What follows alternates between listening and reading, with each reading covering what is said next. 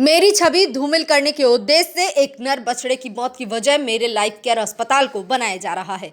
जबकि मेरा life care अस्पताल कई कठिनाई कई जांच पड़ताल से गुजरने के बाद आयुष्मान भारत से मान्यता प्राप्त है। ऐसे अस्पताल पर इस तरह के गंभीर आरोप लगाना एक षड्यंत्र का हिस्सा है।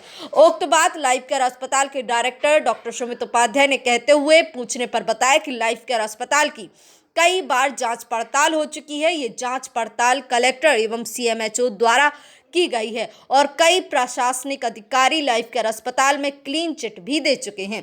लेकिन फिर भी षड्यंत्रकारियों द्वारा बार बार षड्यंत्र कर झूठे आरोप लगाकर अस्पताल प्रबंधन को परेशान किया जा रहा है। जब लाइफ केयर अस्पताल में कोई अनियमितता नहीं मिली तो अब अस्पताल पर एक बछड़े की मौत की वजह बनने का आरोप लगाकर बदनाम करने का प्रयास किया जा रहा है।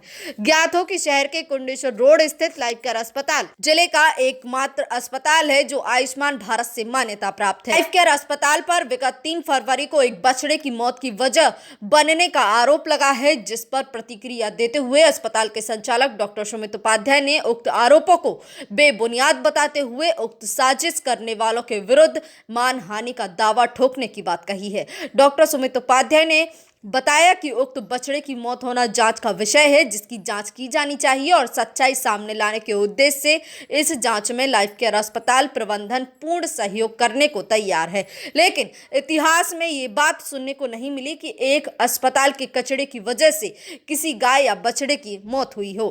द्वारा मैं उस समय बाहर था, मुझे उस चीज़ की बाद में जानकारी लगी तो वो हर दिन एक न एक निराधार शिकायतें करते रहते हैं। उन सारी शिकायतों की जांच भी हो चुकी है। तहसीलदार महोदय हमारे यहाँ आए, नायब तहसीलदार महोदय आए, उसके पहले सीएमएचओ साहब आए, उसके पहले कलेक्टर साहब आए और हमारा अस्पताल आयुष्मान भारत से मान्यता प्राप्त है और विगत 12-13 वर्षों से संचालित है। आज तक ऐसे कोई किसी भी प्रकार के निराधार आरोप हमारे अस्पताल में नहीं लगे। क्या नाम है आपके अस्पताल का? लाइफ केयर हॉस्पिटल है और मैं उसका डायरेक्टर हूँ। SR उपाध्याय मेरा नाम है। मेरी वाइफ वहाँ की advocate PT Upadhyay legal adviser. तो मैं आपसे ये कहना चाहूँगा कि ये जो गाय वहाँ मरी है उसकी जांच PM रिपोर्ट के लिए गई थी और गाय बीमार थी, दुबली पतली थी। बहुत सारे जानवर आसपास घूमते रहते हैं, कौन कहाँ मर जाए कैसे मर जाए, लेकिन आप किसी को ऐसी ब्लेम करके नहीं कह सकते हैं कि ये गाय आपके द्वारा मारी गई।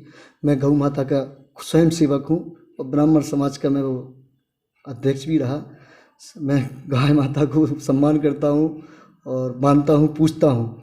ऐसे आरोप लगाना ये तो समाज के खिलाफ है और व्यक्ति की पर्सनल छवि को ख़राब करने के लिए बहुत ही वो है। इस पर मैं मानहानि का दावा करूँगा। ये चीज़ जो है सिद्ध करना पड़ेगी। और वैसे आपको क्या लगता है कि कोई गाय किसी अस्पताल के कचरे को खाकर मर सकती है क्या? अब आप लोग तो मीडिया कर्मी हैं, आप लोगों को बहुत अच्छे से पता रहता है कि कभी कोई ऐसे मामले होते हैं तो सबसे पहले आप लोगों को उसमें आते हैं, संज्ञान में आते हैं। मैंने तो अपनी लाइफ में अभी तक नहीं सुना है कि कोई गाय अस्पताल की कचरा खा को मरी है और ना ही ऐसा कोई मामला हमें सामने आया। और आपको आए तो उसके लिए प्लीज़ बताएं एक बार, क्योंकि गाय एक जानवर होती है और आदमी की जो मानव उसके लिए अस्पताल खुली है उसका कई डोज गाय खा सकती है और उसको लगता भी है। 10 गुना डोज भी लगा दो उसको, जैसे 1000 mg आदमी खाएगा दवाई तो 10,000 mg भी लगा दो तो उसको वो नुकसान नहीं करेगी, काम करेगी। बाकी कचरा प्रबंधन का हमारा जो है पोल्यूशन सर्टिफिकेट है।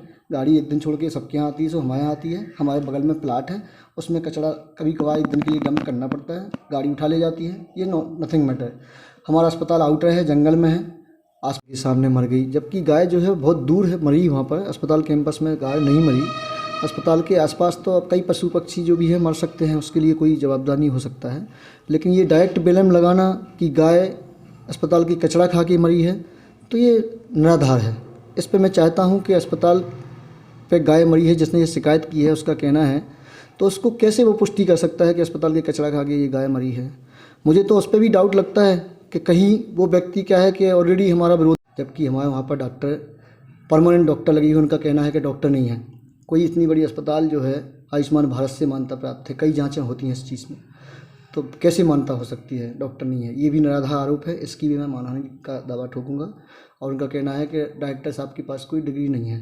डायरेक्टर के पास डिग्री की आवश्यकता नहीं होती है। हमारे पास जो डिग्री है वो स्वास्थ्य विभाग के पास लगी है। हम उसमें चिकित्सीय कार्य का हमारा कोई रोल नहीं है। हम अपना नॉन क्लिनिकल हैं। वहाँ पर डॉक्टर धर्मेंद्र सिंह सजन के रूप में परमानेंट पदस्थ हैं। डॉक्टर अभिनव शर्मा हड्डी रोग विशेषज्ञ के रूप में पदस्थ हैं। Doctor Premlata Kohli MS gynae स्त्री रोग के रूप में पदस्थ हैं। डॉक्टर AK गुप्ता छाती रोग विशेषज्ञ पदस्थ हैं। तो कई विभिन्न प्रकार के doctor, duty doctor, BHMS doctor, ये सब लगे हुए हैं।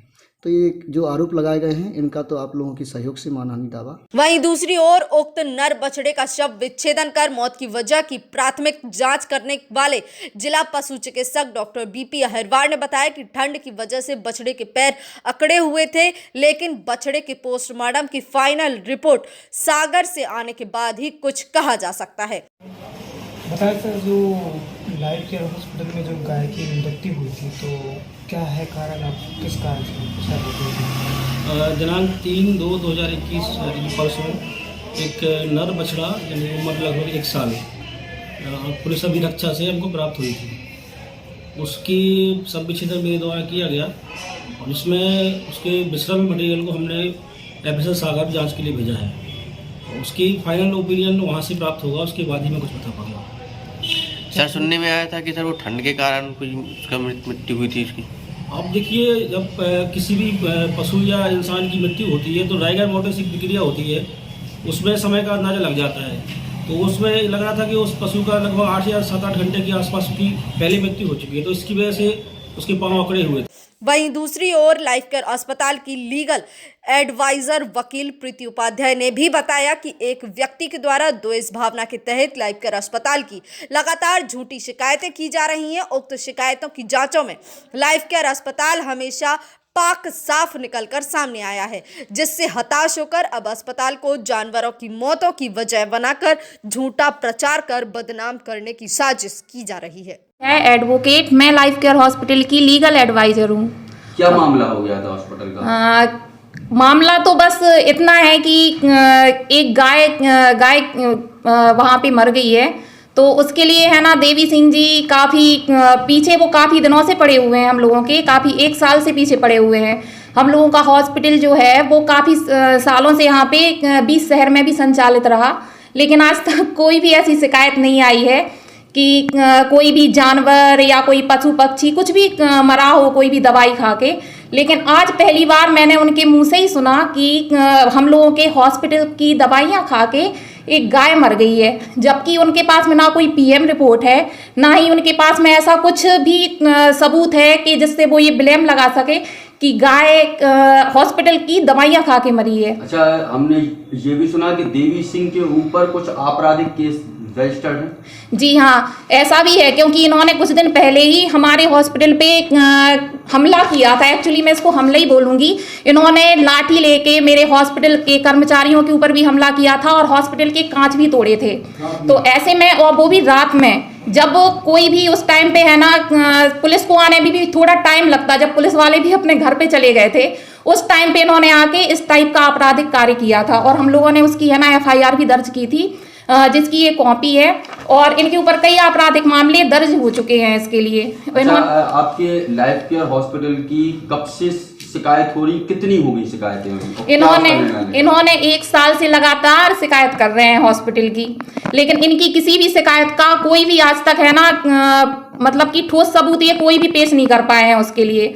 और यहाँ तक कि कलेक्टर सर भी आके हमारे हॉस्पिटल का निरीक्षण करके जा चुके हैं, CMHO सर भी निरीक्षण करके जा चुके हैं, यहाँ तक कि इन्होंने तहसीलदार को भी और स्वास्थ्य विभाग की टीम भी आ चुकी है जांच करने के लिए, लेकिन आज तक कोई भी कुछ भी मतलब उसमें कमी नहीं